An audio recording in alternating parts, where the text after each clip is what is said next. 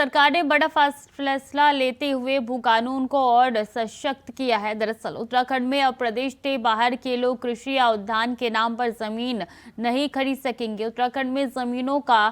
खुर्द बुर्द करने की बढ़ती घटनाओं पर रोक लगाने के लिए सरकार ने ये बड़ा फैसला लिया है। सरकार ने भू कानून प्रारूप समिति की रिपोर्ट आने या अगले आदेश तक प्रदेश के बाहर के लोगों को जिलाधिकारी की अनुमति से मिलने वाले कृषि एवं उद्यान भूमि खरीदने की छूट पर रोक लगा दी गई है। बता दें कि राज्य से बाहर के लोग उत्तराखंड में डीएम स्तर पर मंजूरी लेकर धड़ल्ले से कृषि और उद्यान के नाम पर भूमि खरीद रहे थे, लेकिन अब सरकार ने इस पर पूरी तरीके से रोक लगाने का फैसला लिया है। सीएम आवास में हुई मुख्यमंत्री की अध्यक्षता की बैठक में यह फैसला लिया गया।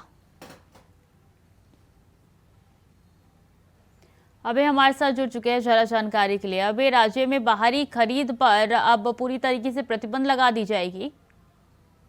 बिल्कुल, ये कह सकते हैं कि धामी एक बड़ा मास्टर यहाँ पर खोला है। नए साल की शुरुआत में ही एक ऐसा बड़ा लिया है, तो राज्य के लोगों को इसमें छुपा हुआ नजर आ रहा है कि राज्य के भीतर इस समय सशक्त कानून मांग लगातार यहाँ पर उठ रही है। सामाजिक संगठन लगातार आंदोलन कर रहे हैं कि राज्य में सशक्त भू कानून लागू किया जा सके ताकि राज्य की जमीनें बची रह सके। और उसी को देखते हुए मुख्यमंत्री पुष्कर सिंह धामी ने बड़ा निर्णय यहाँ पर लिया है। कृषि एवं उद्योग के नाम पर जो भूमि खरीदी जाती थी, राज्य से बाहर के लोग जो उसका खरीदने का काम यहाँ पर करते थे और बाद में उसका लैंड यूज चेंज करके उसको दूसरी तरफ बेचने का काम यहाँ पर किया जाता था, अब उस पर रोक लगाने का काम मुख्यमंत्री पुष्कर सिंह धामी की तरफ से कर दिया गया है। मुख्यमंत्री पुष्कर सिंह धामी ने कहा कि जिलाधिकारी की मंजूरी में जो प्रस्ताव आते थे, जिस पर जिलाधिकारी की तरफ से मंजूरी दी जाती थी, ऐसे प्रस्तावों पर जो कृषि एवं उद्योग के नाम पर जमीन खरीदने के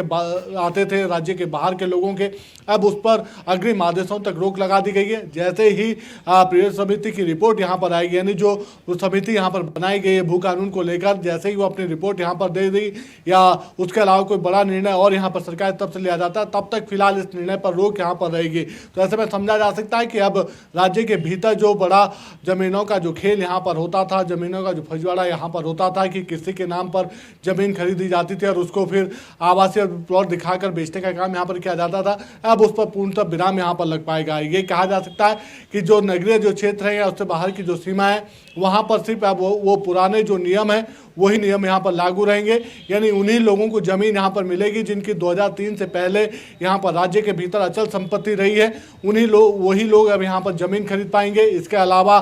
अगर आवास के लिए किसी को जमीन अगर चाहिए तो सिर्फ 250 वर्ग मीटर का जो छूट का जो दायरा है कि सिर्फ 250 वर्ग मीटर की जमीन वो खरीद पाएंगे आवास के लिए, तो सिर्फ वही देने का काम यहाँ पर किया जाएगा। इसके अलावा जो दूसरे जो प्लॉट यहाँ पर लिया करते थे उद्योग के नाम पर जो जमीनें यहाँ पर आवंटित की जाती थी, उस पर पूर्णतः यहाँ पर विराम लग गया। तो ये समझा जा सकता है कि मुख्यमंत्री पुष्कर सिंह धामी ने नए साल पर बड़ा निर्णय यहाँ पर लिया। राज्यवासियों की उन जमीनों को, राज्यवासियों की उन मांगों को पूरा करने का काम यहाँ पर किया है जिसकी मांग वो लगातार यहाँ पर उठा रहे थे। जी,